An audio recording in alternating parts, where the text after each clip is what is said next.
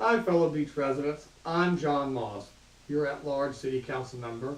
I'm running for re-election, and I'm asking humbly for your vote. But today I want to talk a little bit about a topic that always concerns us is government debt. Because we all know that government debt represents a lien on the future, your future earnings and the future earnings of your children. You know, our founding fathers that founded the merger of Princess Anne County with Virginia Beach were pretty sharp folks.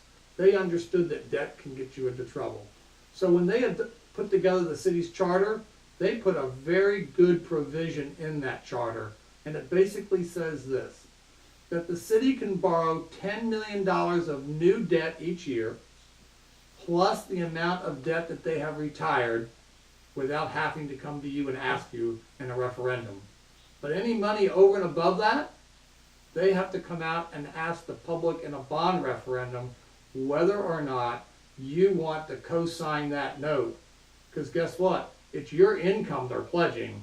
The city has no independent source of revenue. So you get to be an active co-signer and say, you know, no, we don't want to take on debt for that purpose.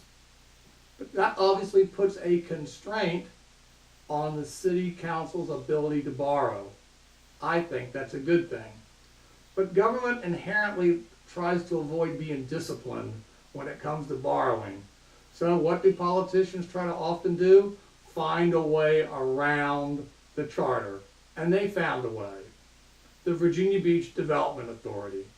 So what the city does is we have a memorandum of agreement with the Development Authority that we will pay the annual interest on the debt they issue for us. So the Development Authority issues $68 million for a sportsplex, for example, in their name, but they have no money. The bond market relies upon that memorandum of agreement that we have made with the Development Authority to pay the interest on that debt.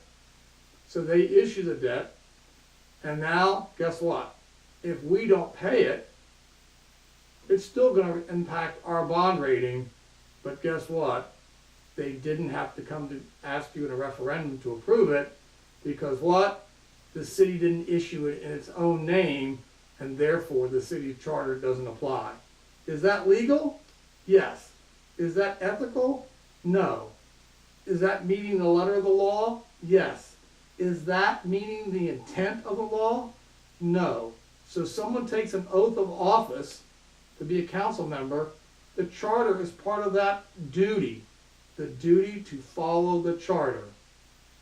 So when people do these little legal things, they're not really following the intent.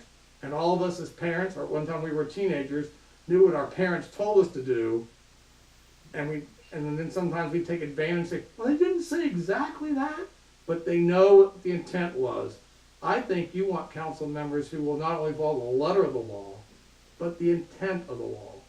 But since council isn't predisposed to do that, I have proposed a charter amendment which would subject the debt issued by the Development Authority on behalf of the city to the same charter provisions as if it were issued in our own name, to restore your right as a voter to control how much debt the city goes into and for what purpose.